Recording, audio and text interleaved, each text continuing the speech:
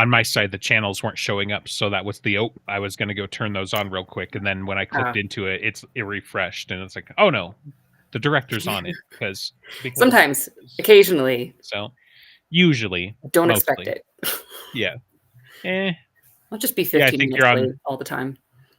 I think you're on the wrong side of the expectation meter, so and 15 minutes late in my circles, that's pretty good, right? Like, we were the late family and it was always an hour. And then we've got a Uh, buddy that is notoriously late. And if he's 15 minutes late, he is on time for him. So, you know, yeah, sometimes I'm but hyper paranoid about I need to show up on time to the point that I'm obnoxiously early to things, but I'm also once I get relaxed into something, it doesn't matter, and so that's why we end up having to rush the pre-show. But when growing up, my mom had this gold little star thing that she would put on her desk, and it said, "I was born to be 30 minutes late."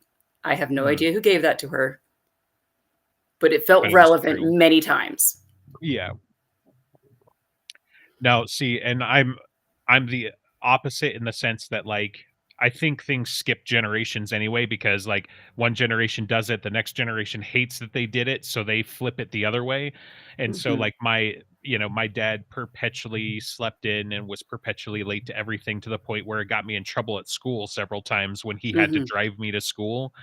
And I mean, he had cool stories. Like he would usually take the brunt of those punishments anyways. So that was a stand-up thing to do. But I was like, dude, just get up and get moving. Like, I don't know what the delay is here. But so many times where I'm like, well, we're supposed to be leaving right now, but he's my ride. So I guess I'm just gonna sit here and wait. When it's your kid But telling you to get out of bed and get dressed and, like, it's a yeah, sign. well, I'm thinking it, but he had also scared me into like not, confronting Oh, him about nice. these things. So, but yeah, so it's not like I'm mouthing off to him. Don't get that impression. But like these days I might just be like, I'm as old as you were when you were me. Like, let's get a move on. But. Anyway, Andreas, take us in. Right. Okay. So anyway, Dresden Files podcast, we're pretty Yes. sure, I think almost so. certain. We're almost certain. I even wore the shirt, so Yeah, I'm no, I'm we pretty both think sure. so, but we're both 80% sure we can call that good. Yeah. Um, But we did finish White Knight last time, so we're starting out Small Favor. Which, going through my notes and everything like that, I was like, maybe I should have done more than 10 chapters, especially without two extra side busts here. Because like the first like 5 or 6 chapters, it's like you still barely have any inkling as to what's going on, right? Like yeah. the book hasn't even started yet. Yeah, not only not you don't know the scope of that's going on with Small Favor, but, like, even though it's one of True. my favorites of the series, but in the first couple of Yeah. chapters, it doesn't grab you as much as some of the other ones do, and, like, Right. you get attacked by gruffs and it's interesting, but everything is so under control for the first couple chapters. It's just like, where's the stakes? Why am I not freaked out? Well, and And I mean, punch it a up a bit. wild, yeah, a wild deviation is like chapter one, they get jumped, right? And Yeah. so it does really start out fast. So it's probably a fair bit of like, wait a minute, that's a little odd. Like we got jumped and we don't even know what's going on yet. And even Dresden remarks as much. He's like, I'm not even on a job and people are taking hits at me. And they did it to the Um, Carpenter family, which is like obviously right, that's weird. But right. there's a moment, and obviously we'll get into it in our exercise here. I think that like it hit me as it this is not as scary is when the kids are getting attacked and Charity Mhm. is goes into emergency mode and she says Yes. emergency to the kids. Everyone knows what to do. They are practiced. They know what to how to handle weird things. She goes and gets a nail gun and it's great. But it like brought down the stress level for me Ah, because they were not panicked. And of sure. course they wouldn't be panicked. This is the Carpenter family. They know what Right. to do. But it just like these are not like, the same kinds of damsels in distress that are scared. Sure. Which is a fun scene, so we should probably get into it and then we could talk about it more. But so chapter one, I'm just assuming you guys have all read it, so we're not gonna hold your hands through it and everything like that. Full spoilers and everything, because we love to do that and not necessarily announce it every time. But um starts out with shield practice with Molly, right? Mhm. So We're throwing snowballs at Molly, which is the kinder, gentler version of learning how to do shields, because we even find out later, I think, Lucio had rocks thrown at her, and for Dresden, it was baseballs, and, Lucio threw rocks at Morgan. oh, that's what it was. But yeah, Yeah. so old wizards are assholes, and the young kids, they're soft because they didn't get hit by softballs, right? So, Listen, Harry you know, says pain is a great motivator. Leah says right, it. Where do yeah, you think you learned it? He didn't learn it enough from Leah. right. That's because he's a Yeah, masochist. so one of the good scenes, though, it's like snowballs pelted my apprentice's shield, and it stopped the first two, the frozen missiles exploding into puffs of fresh powder. The rest of them, though, went right through Molly's defenses, and she was splattered with several pounds of snow. Little Harry ran up to her and threw last with both hands and shrieked merry triumph as his bread loaf size snowball splattered all over Molly's stomach, which, if you've ever been out snowball fighting with kids, that is exactly how that age group would do, right? So, and the other thing here too is it's not like this isn't just like master throwing snowballs at apprentice. They've got like 18 kids, so she's like blocked two of the younger kids, and then probably Daniel held it, waiting for it to falter to hit her in the face. Yeah. So to count it, there are 7 Carpenter children. So 6 siblings, plus Harry, plus Charity, because Michael's not there at the time. And plus anyone else that they can just drag in off the street. Like, hey, attack the kid. Right. Yeah. So little bit of note in here, because Dresden is musing with Charity about like how he learned. And I was like, the conversation's fine, but I was like, we could even just do a flashback of like Dresden catching a fastball in the ribs or something like that, and just be like, do we show instead of tell, type of thing. But in both. With the flashback of what he just a little flash. Yeah, but then versus what he says to Charity, maybe they're not quite the same thing, and she can pick up on it. Sure. Yeah. So we'll hire some poor kid to throw fastballs at. So. Well, we could have this scene like in Happy Gilmore where he's training for hockey by standing in front of a batting cage. The ball's coming at him instead. Just right. We'll do that.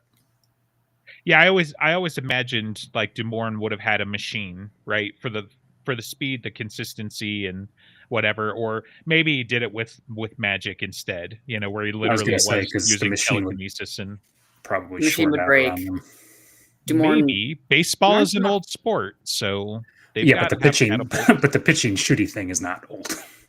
Yeah, Dumorn also came across as being much older and like wouldn't have anything mechanical because he could do without it, just in that old person way. He's also very hands-on. Sure. I feel like he wants to feel the ribs crack. There you go. Fair enough.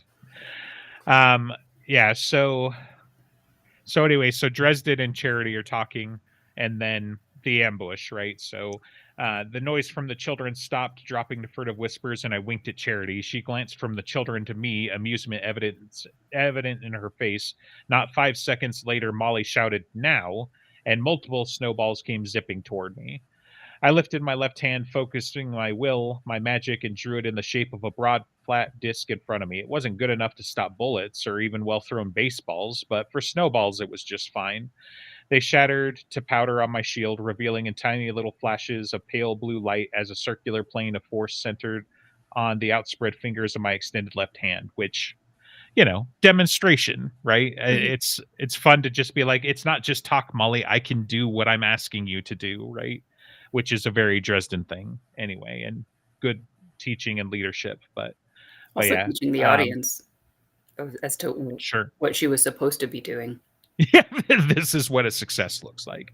But then Charity, standing behind me, dumped a double handful of snow down the neck of my coat. So, opportunity. But yeah, that's the opening. Mm-hmm. Right. Yep. So they're all dogpiled and having a fun moment and everything, and that's when the lights went out. So, and this is your moment that you were talking about earlier with emergency, and everybody just like snaps to and is like, "Yep, we're moving."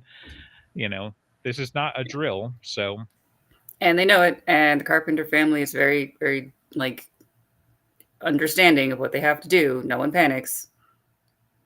somebody should have panicked. I don't know. Harry panics. Yeah. Nah. Training. And I mean, really the expectation is like, you can see, I think it's like more or less three distinct groups, right? And so like the older kids are corralling the younger kids. We don't really expect little Harry understands what's going on, right? And I forget the other, there's the little girl. I don't know if it's Amanda or if she's older, but in any case, I don't have the Hobbit. hierarchy of the kids. Yeah. So Yeah, I think but Alicia and then Amanda and Yeah. then Hobbit. Hope, Yeah, because which Alicia one's was the playing Hobbit? baseball Hope, and got yeah. kidnapped or whatever. Right. Yeah, and so like Molly winds up with two of the kids, and Daniel literally is like suitcase carrying two of the kids into the house and everything like that. So anyway, notably the blasting rod is used during this scene, right? So some fun effects there. We barbecue a gruff that winds up, playing possum and whatever. But for description, they weren't terribly tall, maybe 5'6", but they were layered in white fur and muscle. Each had a head that was almost goat-like, but the horns atop them curled around to the front like a bull's rather than arcing back. Their legs were reverse jointed and ended in hooves, and they moved in a series of single-legged leaps more than running. They got better air than a Chicago Bull, too, which meant I was dealing with something with supernatural strength. And he goes on to talk about, it's like, I mean, what doesn't these days? But, like, very clearly they are defying gravity here a little bit. So, okay, so it was Charity with them. So Dresden saves Charity, Molly, and two of the Jawas. Oh, no, so Dresden saves Charity, and then Molly and two of the Jawas Veil, which, was fun to see him, like, be all triumphant and stuff, because she veils, and then, the gruff kind of figures out what's going on and whatever, but they head to the front of the house instead of the back of the house, because one of the gruffs had already slammed into the back door that was, like, one of those steel cord doors that Dresden's got on his apartment and everything like that. So it was like, even if there wasn't a gruff there, there's a dent now too, so they probably couldn't get the door open if they wanted to. So that was more Padawans using her brain, several times during this, right? So and then one of the gruffs does see like her footprints in the snow, because guess what, they're used to fighting winter creatures that veil. But Dresden knocks one of them over with his rings or Fozare, I don't remember, but he stands there like a derp, all proud of Molly, before he gets tackled from behind from the one that he barbecued, I think. And then Charity comes out of their makeshift garage with a hammer and a nail gun.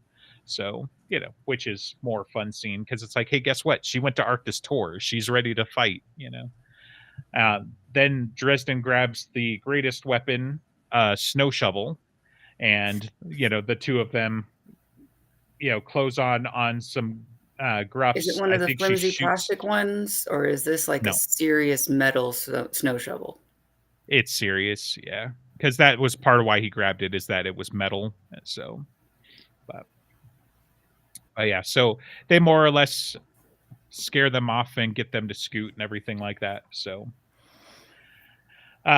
chapter 2 isn't a ton of like moving things forward. There's largely the debrief with Michael, who was out getting pizza at the time.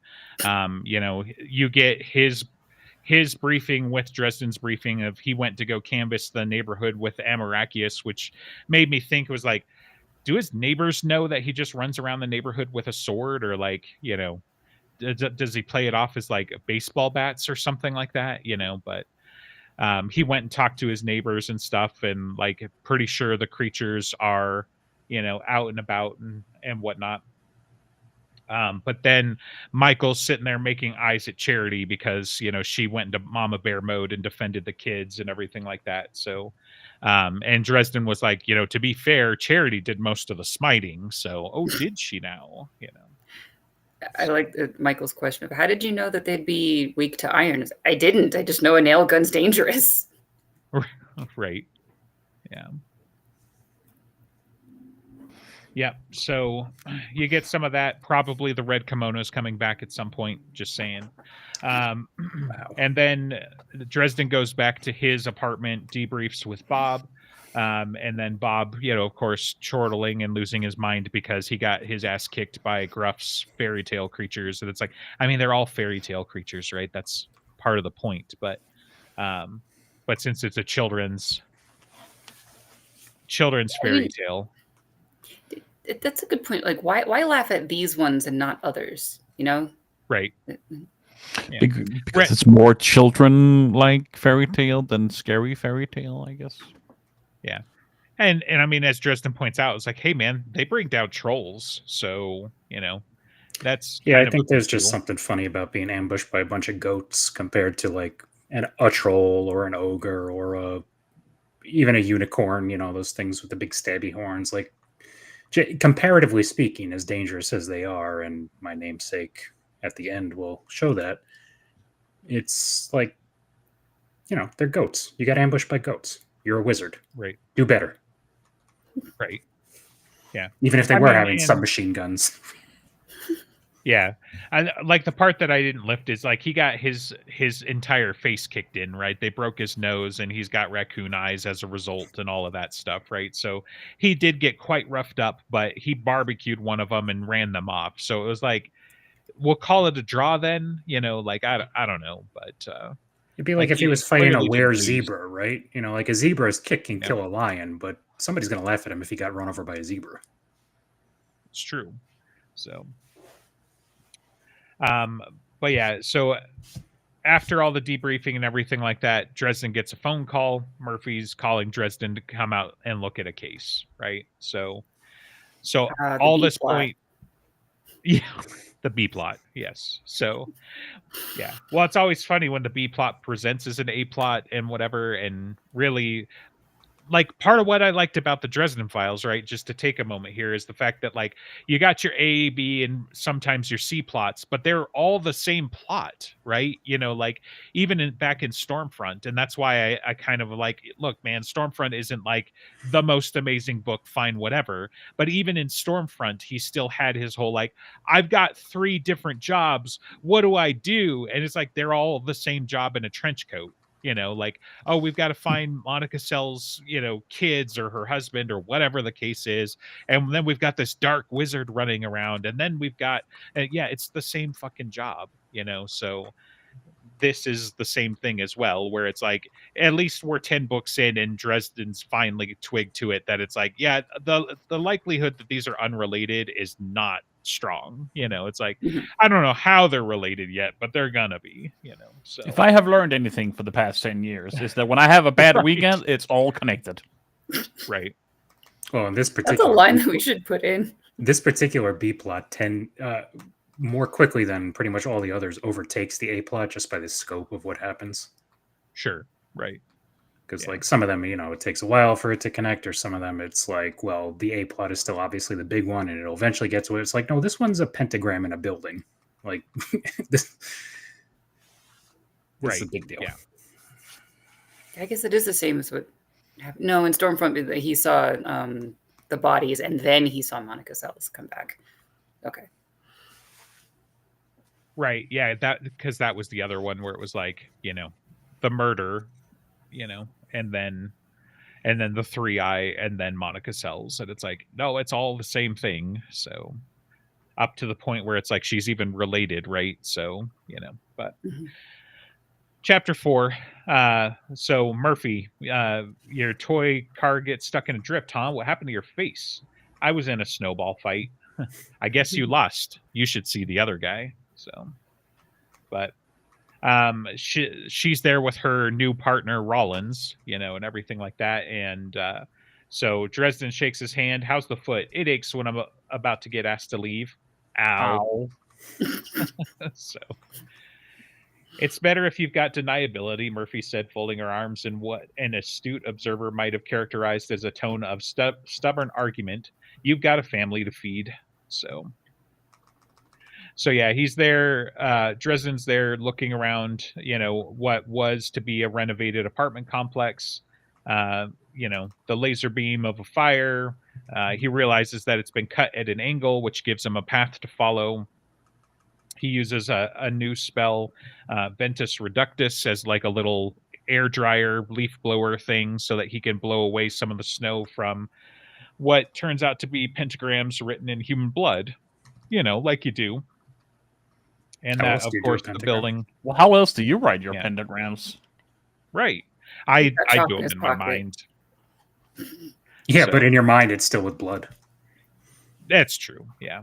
So mine though, but then of course the building turns out to be owned by Marcone. So double crap. But so then Dresden does the predictable. He's not an evocationist. He's a thaumaturgist, right? So he tries to track the blood, but he can't track it down because the donor is either dead or the blood is too dried. And it's like, really, it's both. Like, it could be both.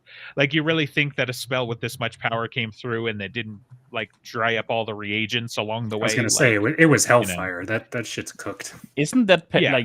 like in its entirety the pentagrams? Like, there's quite a lot of blood, isn't there?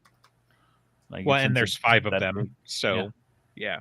I got the impression that they were decently large. So, so we got that. And then he winds up summoning Toot Toot to see if, any of the little folk were in the area and could have seen anything that, went on. He's twice as tall as the last time we saw him. So, we're going to have the company make the avatar a little bigger, not shrink him so much. I don't know. Is it harder or easier on the CGI? Yes. It's probably about the same. Like, Probably about the same. Forget CGI. just Think of the merchandising. yeah, change the slider from small folk to,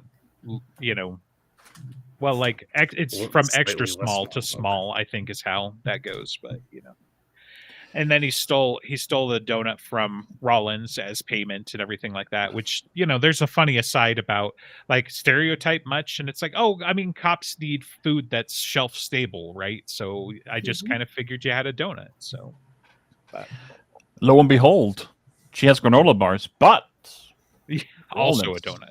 has donuts. It begins with a donut Right. and it ends with a donut. That's really what this book is about. Good It's point. a true story. Yeah. Yeah, but is this one described like frosted with sprinkles or not? No. Yeah, I don't think it is. I mean, which means that there's an opening that they could be the same donut, so, or at least entirely similar. Could- So, The same bakery. I don't know. But- Pick a bakery. You want some product placement? Give us some donuts. right. Do we imply though that Dresden and Rollins have the same taste in donut though? Right, like if it's different, Or- like if it's a flavor that Dresden doesn't like, and then you can have it like, ew, why'd you get that? But it's not even for him anyway. It's for Toot. Or Toot can have a preference. Like, why did you get that flavor? It's got health food in it or something. This isn't a pizza donut. Roll- Yeah. I know, and that's what I was waiting for, is like to be like, well, I don't normally work for donuts, but nah, he doesn't care, So it's greasy mortal food. Let's do this. I was going to say the first time was what? Honey on bread. So he does sweets. Right. Yeah. Yeah. Toot snapped to attention, piping, "My lord." I'm not going to do the voice, so just deal with it. The What are pixie you talking looked about? That was like- uncanny. Yeah. Looked like an athletically slender youth dressed in armor made of discarded trash. His helmet had been made from the cap of a 3-liter bottle of Coca-Cola, and tufts of his fine lavender hair drifted all around its rim. He wore a breastplate made from what looked like carefully reshaped bottle of Pepto-Bismol, and carried a box knife sheathed in an orange plastic on a rubber band strap over one shoulder. Rough lettering on the box knife's case, written in what looked like black nail polish, proclaimed "Pizza or Death." A long nail, its base carefully wrapped in layers of athletic adhesive tape, was sheathed in the hexagonal plastic case of a ballpoint pen at his side. He must have lifted the boots from a Ken doll or maybe a vintage G.I. Joe. So, got all the things, but yeah, so he goes through all his preamble and everything like that, but then he talks about the Zalord's Guard, which is apparently the first time Dresden's hearing this. So So Dresden muses on that, and he's like, even so, Zalord's guard was a new one on me. I have a guard, I asked. Toot threw out his chest. Of course. Who do you think keeps the dread beast Mister from killing the brownies when they come to clean your apartment? We do. Who lays low the mice and rats and ugly big spiders who might crawl into your bed and nibble on your toes? We do. We do. Fear not. Fear not, Zalord. Neither the foulest of rats nor the cleverest of insects shall disturb your home while we draw breath. So yeah. He tells him what he needs.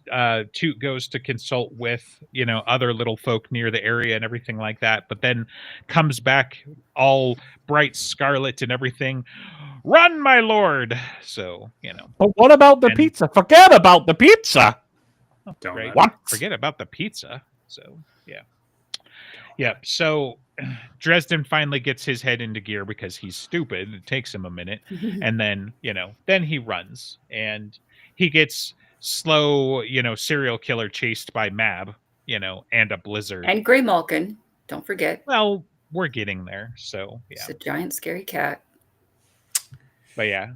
Because she's old and doesn't like to run, she summons up a blizzard that drives him into an alleyway, so. But she'd probably say something about it's like not dignified for the Winter Queen to chase a mortal, but, whatever. So then we get her description for this. She wore the gown with inhuman elegance, its rippling fabric draping with feminine perfection. Her body a perfect balance of curves and planes, beauty and strength. The gown was cut low and left her shoulders and arms bare. Her skin made the snow seem a bit sallow by comparison. Glittering colors flickered at her wrists, her throat, and upon her fingers, always changing, cycling through deep blue and green and violet iridescence. Her fingernails glittered with the same impossibly shifting hues. Upon her head was a circlet of ice, elegant and intricate, as if it had been formed from a single crystalline snowflake. Her hair was long past her hips, long and silken and white, blending into the gown and the snow. Her lips, her gorgeous sensual lips, were the color of frozen raspberries. And then we get Grimalkin in the back. He's a big gray cat. It's okay. So, well, usually they're frozen mulberries, so I guess she ran out. Yes, that's fair. So we have a different fruit for this one, but yeah, I'm trying to think. There was some description about her jewelry seemed to shift in tune with her eyes and stuff like that. What was another thing that I had in here? Maybe that's easy. We can just make her, that kind of stuff shift like they did with Rorschach's mask. Just changes. Sure. Yeah, I never understood why that mask had so many pictures of my parents fighting in it. So. You should ask them about that sometime. Why were you guys in the Watchmen movie? Right. Yeah, shoot. It's like right on the edge of my brain, but I don't know. I'll just leave it, I guess. So Mab's there. She's got Grimalkin doing the interpreter thing. She's not going to tell Dresden because that would incur even more debt than he already has to her. But she's definitely mad because she knows about their first meeting and she winks at him like Arcus Tor. That was probably what I was looking for. It's in my notes, so thank goodness for that. But that was kind of the seals the deal, right? Because we've had this discussion about Cowl and White Knight and then Mab, and it's like, well, how do we know it was them, right? And then it's like Dresden's like, hey man, I can't say 100% for sure, but we'll call it 99.5, and that's good enough for me, right? And it's like, or with Cowl, it's like, then I knew it was Cowl because he started throwing really big magic at me, and then I knew it was Mab because she winked just like that statue winked, and so it's like, yes, it's them. So we all had it in our subconscious, and this is the evidence, right? So she fills in the gaps of like how Marcone is connected to what's going on in here, so we get the Hoth hologram of Marcone and Hendrix and Guard. Other shapes began to form from the snow. Rather disconcertingly detailed shapes of cars rolled smoothly by beside the building. Typical Chicago traffic until one of them, an expensive town car, turned down an alley beside the building. The one I'd walked down not an hour before. I had to take a couple of steps to follow it as it came to a halt and stopped. The snow car's doors opened, and human shapes the size of the old Star Wars action figures came hurrying out of the vehicle. So we see what happens with, Marcone and Guard and everybody run inside, and then Guard catches on that they are being observed, whether, scrying or if she's got some Wards. lackey there, something like that, and she dispels it with one of her little plaques, one of her runes. And so then we have to go to a second camera outside to watch the ritual happen and everything like that. So that's when the building comes down. And then Mab's like, "You're going to go find Marcone for me." And Dresden's like, "The hell I am." And then Mab freezes his eyeballs like you do. So of course he's going to be obstinate because she is an authority figure and she's calling in a favor. Me. But this is like she's calling in a favor to tell him to do what he was already going to do. He just couldn't admit it. Well, yeah, and that's the stupidity. It's like, look, man, you were already going to be out of your depth. Now you're at least going to get one of your favors checked off along the way. So this is really a net benefit for you. You're welcome. Yeah, exactly. See, if this was before Moana, but she could have started singing that. There you go. There we go. We'll deviate just a little bit. Yes, this is our song and dance number. We have to have one in every season, lifetime, episode, epic. Every episode that gets a little much. It would start to change the tone of the show a little bit, I think. Listen, we're starting at a bar in Tijuana, Mexico, as we've established. So, okay, look, man, I don't know who you are, but what the fuck were you thinking? Seriously, like, why? Nothing good.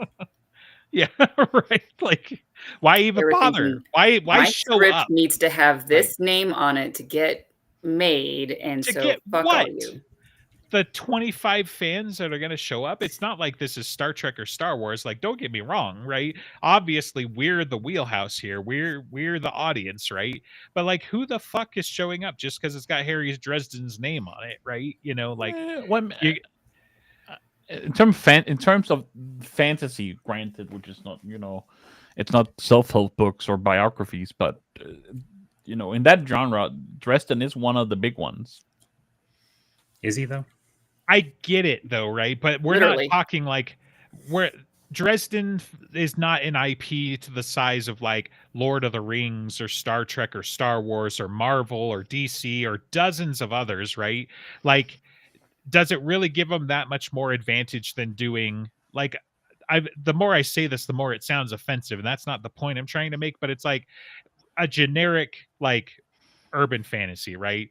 Vampire Diaries was also based off of books, wasn't it? So it's like you got that, you got Lost Girl, you got a few other shows that are urban fantasy space, but it's like, how much extra boost from your audience would you expect out of the IP? Because that's the only reason I could think to need the IP, right? And as soon as you see Dresden drinking at a bar in Tijuana, you have just pissed away all the goodwill you had from buying that IP in the first place, because none of the fans are going to be like, "Oh yeah, I'm totally staying for this. This is the Dresden that I've always you're wanted." Thinking like a fan, Well, obviously, and there are other, and that completely understandable. But in this argument, in this discussion as to why does this happen, and we've kind of talked about it before. Is like people who have their own scripts that they want to be made into shows or movies.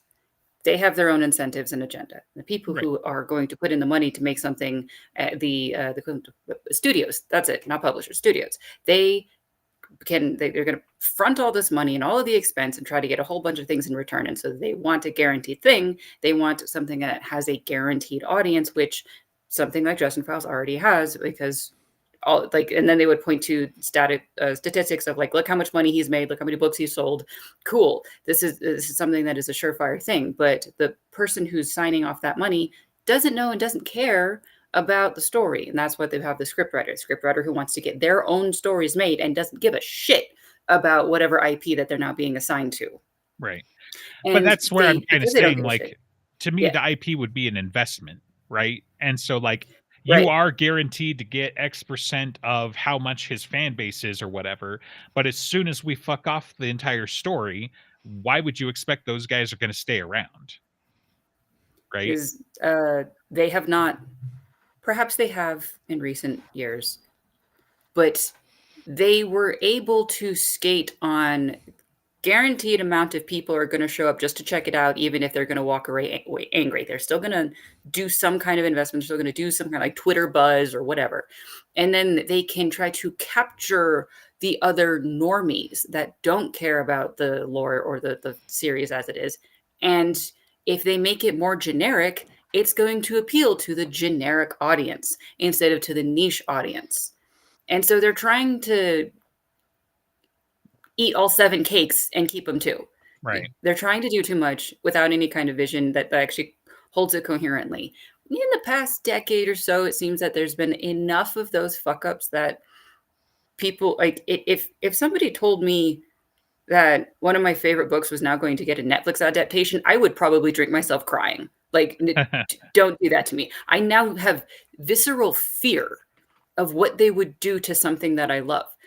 And there's enough of what we can see out of like the Dune movies or Blade Runner, or any of those things that was made out of real enjoyment of the stories that we can know and point to, that isn't just the Lord of the Rings movies of this is how you do it right and people are happy. And then there's bullshit like The Witcher and Wheel of Time. And yeah, I heard that it gets better in season 3. Fuck off. They fucked off too much. They just like when they abused it, and the fans as well, that they were just like, oh, of course they're going to show up and watch things and we get money. And they just like took that for granted. Right. People are now wary. And so maybe the tide is turning, but that's how we started this whole exercise to begin with. It's true. Yeah. So, yeah. Yeah. If you'd like to do more reading, I always recommend the quote from the guy who did Dead Space, right? Where it was like, paraphrased, it was like, we tried to do something new to bring in new fans, but it also pissed off the old fans, and then it wasn't good enough to keep new fans, so we got nothing. And that's why there's no more Dead Space, right? And it's like, whether you liked it or not, that quote really resonated with me, where it's like that I feel like perfectly encapsulates what they try to do, because the IP is like a guaranteed investment. At least that's what they tell themselves, that people are going to show up, right? I've been a Star Trek fan a real long time. So, let's go back to the distant year of 2009, for example, where they did exactly this. We're going to bring in all the old fans because we've got name recognition, because no quote unquote new fans give a shit. They're like, oh man, I can't wait to see a movie with, who is it? Spork and Kark. Like, they don't know who the fuck the characters are, right? So like, they're not showing up because of the name recognition. The only reason to have an IP like that and to use the characters or whatever is because you're trying to hook the old fans, right? And I get that that's going to give you your foundation of your profits, and maybe that's going to earn you back all the money you spent in the first place. But then if you make it broad appeal in some way and you make it a popcorn flick, then that's when you get the new fans, right? And then maybe you'll build some momentum and you'll be able to have a new kind of franchise. But there's another has that worked piece to it. Like ever? Like Constantine? Has it? All of the Constantine I love the movies movie, that right? were created? But the movie that I love is very fun. I don't care about the original stories or the comics or anything like that. And so I'm that new person that, however much they perverted the lore, it works for me, and I don't care. And so like the same thing with that 2009 Star Trek movie. It's like, I didn't really care about the rest of it. And so it was just a fun movie. It's fine. And so but did you go to yes, watch it works, the unfortunately. sequels? Have you seen the other 2 Star Trek movies? Because it didn't. That's what I'm hearing. The third one's pretty banger. I mean, the third one is a fun action flick, right? But, and I'll say it's a better movie out of the 3. It's the best of those 3 movies. Like, it's not a good Star Trek movie, I guess. Investments. Right. There's something about audiences. You guys are going to get me started on my rant from last night. You've already heard it. So. The audiences have conflicts within themselves and in different ways. Of like, people want new and interesting and exciting, but they also want the same formula that they know that they enjoy. And those directly, you cannot have the both at the same time, but you can have the people who want, I just want the same kind of procedural mystery story no matter what, because I like that and I know it. And the other person is like, I've seen that hundreds of times, make it something new and make it interesting. So how do you do the formula while making it new and interesting? And that's where it gets difficult for a writer. And like you have to like somehow be creative while also having the tropes that you're hitting. And so when they have an IP, they say things like, this is the formula, this is the familiar that we're keeping by doing an IP. Everybody knows this story, and so they can go enjoy it again. Lord of the Rings movies, as the good example. It was the same story, and we just got to enjoy it in a different medium. Mm-hmm. But when it's still the niche story that you're trying to give to the person who knows that IP and they want that familiar, that's still not going to get you the general audience. And then where tons and tons of money is just, is it something I can take my kids to, or is it something I can watch with my parents in the room without being uncomfortable? Those kinds of problems. Who hasn't had that moment? So, but still, it's like people are going to look out to it. It's like, or does the dog die? There's a whole website about things like that, and so like the more niche, the more anything that isn't just boilerplate, you risk having people fall off on it, because somebody is just like, yeah, fine, it's whatever, I'll check it out. But the more niches where you get better, or you get more interesting stories, because you're willing to lose some amount of other audience to make it more interesting in a different direction. Right. I mean, like, I would say that an IP that has lasted for decades, you probably want to err on the side of catering to the fans, because they have been around for decades, and not the imagined profits of like, but what if it's great in China? Like, oh yeah, okay. I mean, I get that's a lot of dollar signs, right? But like, there's more to it than that, right? But honestly, we're almost to that point too, where it's like, we don't actually care if it does a good job in the States, because there's a billion people overseas that are going to watch this movie. And so we got to make sure that it lands there, because that's the audience, especially these days, right? Seen that a lot more in the last decade or two. So, I mean, I guess part of what you're trying to talk about earlier was just the betrayal of like, who is the audience? They if they buy this IP and I'm the audience of this IP, then they better be faithful to it. But I'm not actually the audience that they give a shit about, because the $25 that they get out of me if I even go to see the movies, which I'm never going to do anyway, whatever, versus the amount of money they can make by generic Chinese acceptable story just to be sold in China, and all of their odd censorship things, is like, they didn't actually care about me. They just lied. Yeah. And it would have more integrity to like make a new story, a new IP that does all the checkboxes that they care about, and not have problems of ruining an IP for a while. But that takes a different kind of marketing problem, because they have to actually generate interesting things about it, and they have to sell people on the interesting things, because everybody's probably just going to go back to Netflix and watching The Office again. Right. I mean, this is one of my older hot takes anyways, which is like, if you can't write a story that isn't cool without Kirk and Spock and the Enterprise in it, then your story sucks, right? And it's like, that's how thin the IP is, right? Like, if it sucks, unless you have these characters to tent pole it and carry it, then it sucks, right? Like, that should be a basic test when you're working with IPs like this, right? And so many people, I feel like, just don't care, because it's like, you've got your shitty cracked foundation of a story, but then you plastered over it with the IP, and you're like, we're good, man, we're good. As long as I've got these characters, we're good. And so, like, I mean, let's just take that to the Dresden thing for just a moment, and then try to move on for time here. But it's like, you're starting a washed up detective in a bar in Tijuana. Who the fuck wants to watch that? Now, who the fuck wants to watch that because it's Harry Dresden? You did not move the needle that far. Because I gotta say, like you gotta come up with something else, right? Like, don't get me wrong, like, we've seen movies like that. There are movies that we enjoyed where it was like the detective or the sheriff or whomever is drinking his sorrows away, right? We know this trope and this character, but you got to give us something more than that. You got to give it, it's got to be interesting. Part of what's so insulting about that is that it would not be hard to make it more Dresden acceptable. Make it a bar in Chicago. McAnally's, there is a bar in Exact Chicago, yeah. you know? All you have to do So is you're wearing the shirt today. Like this, it's yes. already there. It's not hard to just make it work. And they Right. didn't even give it that level of respect because they didn't care and they just wanted to tell their Tijuana story. Right. Because they didn't care. Because all it was I just mean like, now I can get my things and I don't care about you. right. Sorry, we're judging you based off of 2 sentences we heard third hand and everything like that, but do better, you know?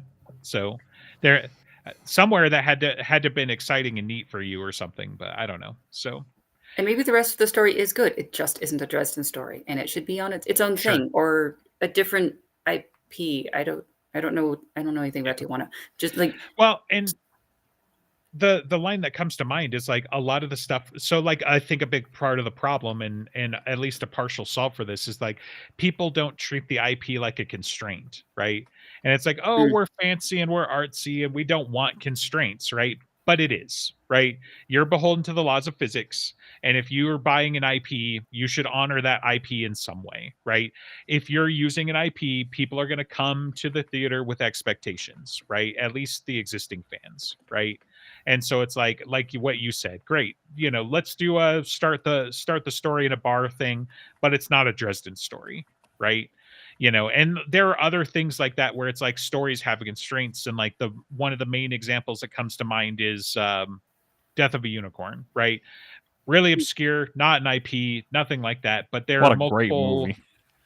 multiple quotes from the director where he was getting pressure from the studio to make changes, and he's like, if I do that, it's not a unicorn movie, it's called Death of a Unicorn, right? So if you want to do that, that's a generic monster movie, why don't you take that over there and go make a monster movie?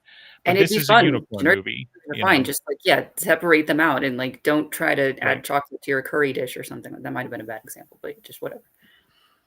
But it works because I'm disgusted, and that's what that's what the general reaction should be of trying to mix tropes that are inappropriate, you know, like where or you basically steal what could be the soul of this movie, right? So, you know, whatever.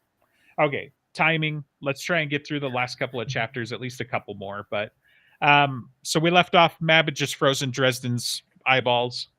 He was being an idiot. So yes, He's going to accept the favor. that's it. Hang it up, guys. We got the whole podcast. He's an idiot for an hour, and then yeah. Mm. So Mm. then there was What's the something star cold. point again?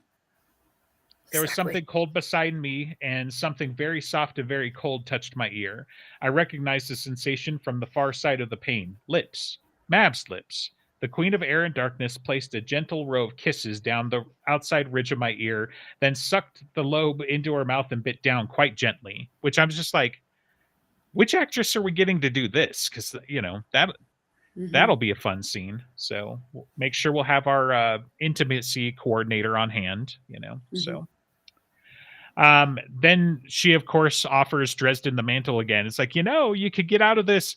You could stop owing me $10 if you just give me your soul, you know. So yeah. Dresden asked some questions and things like that, and Mab glanced up as if consulting the stars through the still falling snow. Time, time, time. Will there never be an end to it? She shook her head. Wizard child, the hour has nearly passed. I have duties upon which to attend, as do you. You should rise and leave this place immediately. Why? I asked as I got to my feet. Because when your little retainer warned you of danger, wizard child, he was not referring to me. So Good line. We've talked this whole time, and yeah, love it. And then, you know, Dresden sees the cloven footprints and everything like that. So but yeah, it'll be super fun just to re-highlight this in case, you know, you don't remember everything, but it's like Grimalkin's the one doing the talking this entire time. Mhm. And Yeah, so it's like, she's while great we for get earlobe sucking. sure, yeah, I mean, obviously, but thanks for that.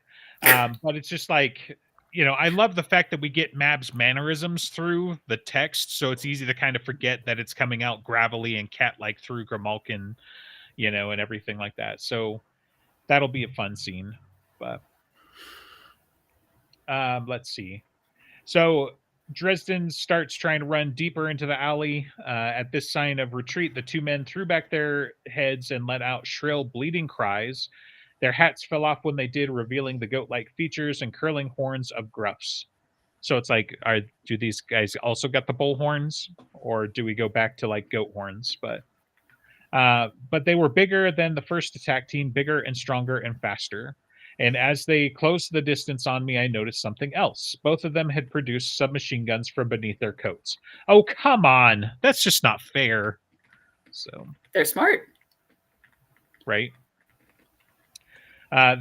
So Dresden's running, mostly running. So the chattering gunfire from behind me ceased, and I realized what was happening. I raised my staff as I neared the far end of the alley, pointed it ahead of me, and screamed, "Fazare!" My timing wasn't perfect. The unseen force I released from the end of the staff rushed out ahead of me, an invisible battering ram. It struck the third gruff just as the Fey thug stepped around the corner, a massive oak cudgel readied in his hands. The blast didn't hit him squarely. It would have thrown him a goodly ways if it had.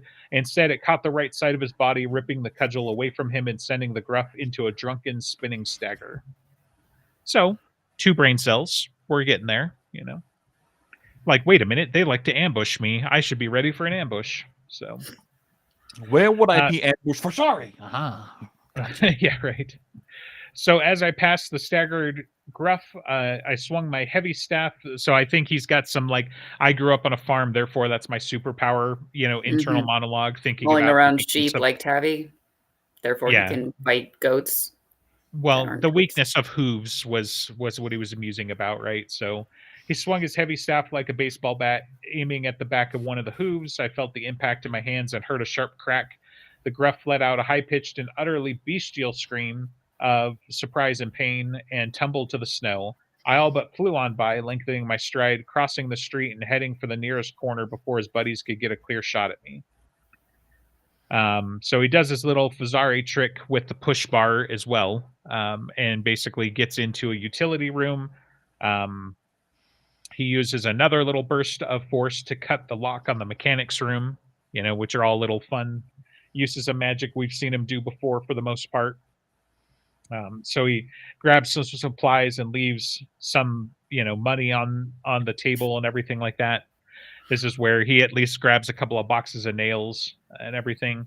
He gets to the roof, shimmies down a spot in the building, which is like horrifying even just to read as someone who's afraid of heights, let alone there's snow and wind and slippage. And like, you better hope that you're going to be able to shield yourself, and cushion some of that or something. But Yeah, he's done that before, so it's not entirely out of question. right. Yeah. So it's just like, I hope you got a strong plan B, but so he falls like another 10 feet or whatever into a snowbank though. And then Toot Toot finds him and leads him out.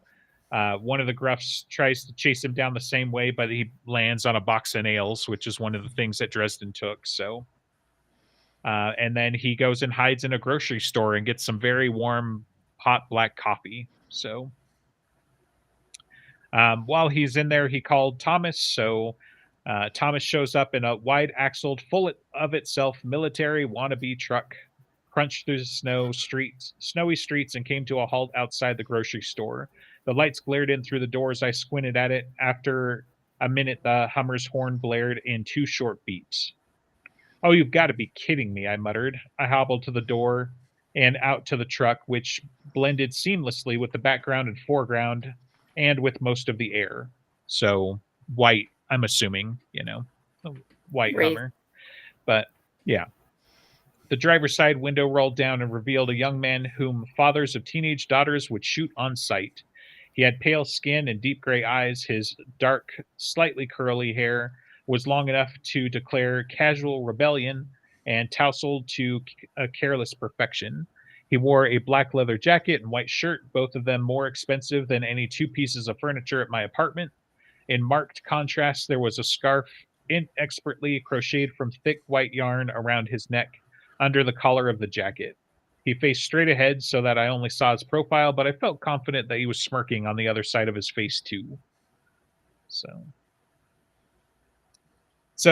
he catches up with Thomas, everything that's been happening so far, because brother and ally and everything. And he has a car that can handle snowdrifts.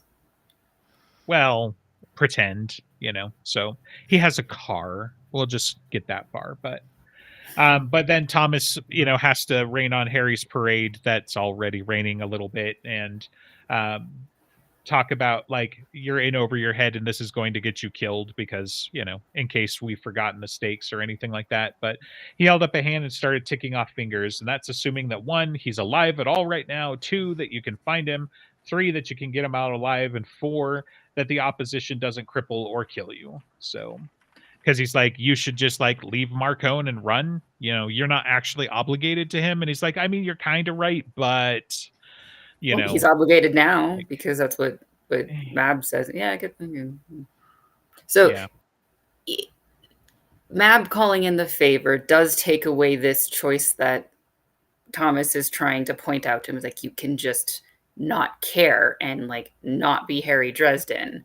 He was always Right. going to do it, but now he has something to point to on paper why he can't just go away.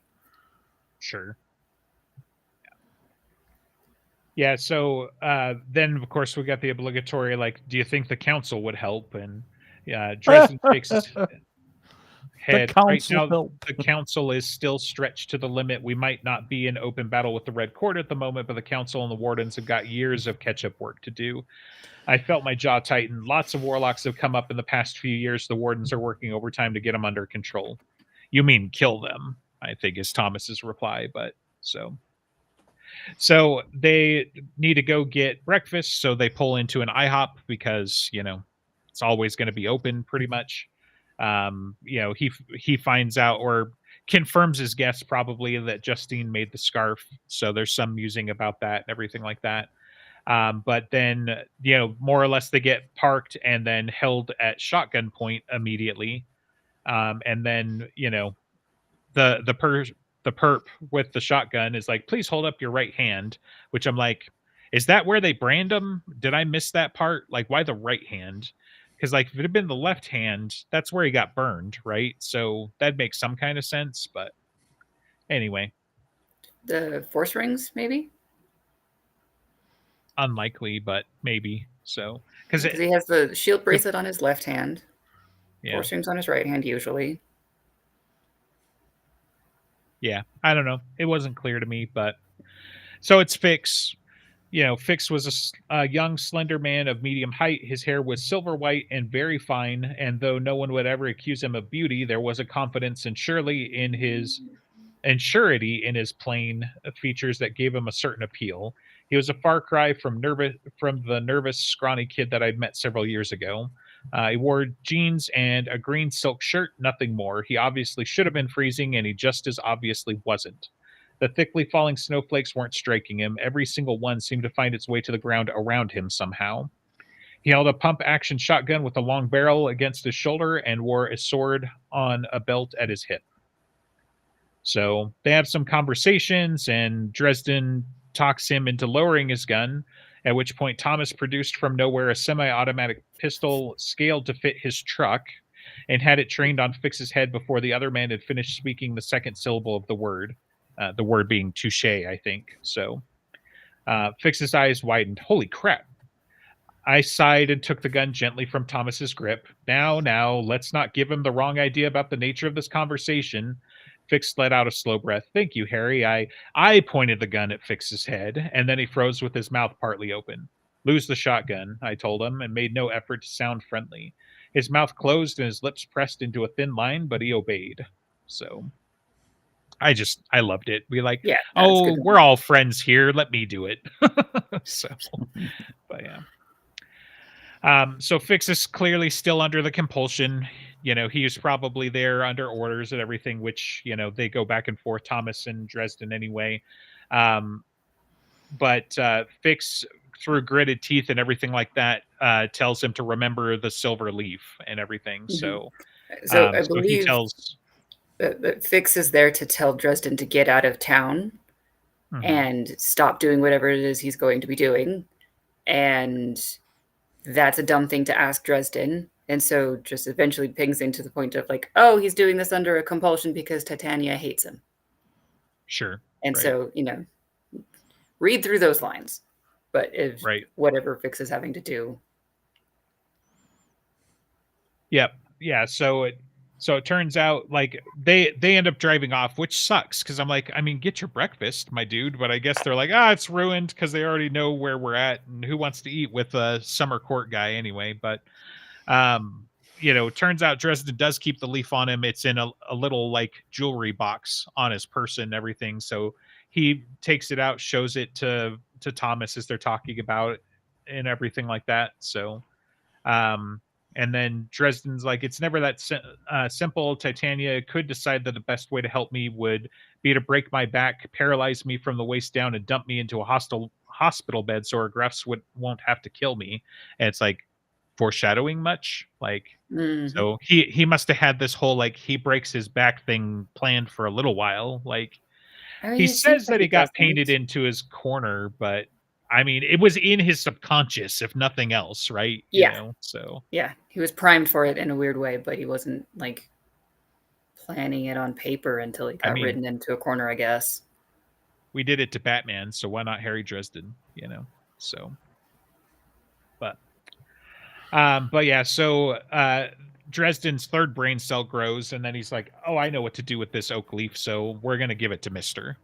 So.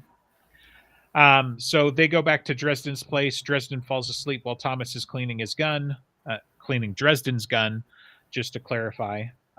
Dresden, let's see. So Dresden digs them out and shovels all around the boarding house and everything like that. And Thomas is like, you're going to die and you don't have time for this shit. And what are you doing? So we get all of that back and forth about, I got to take care of my, my people because they occasionally ignore the loud parties I have when zombies kick in my fucking door, so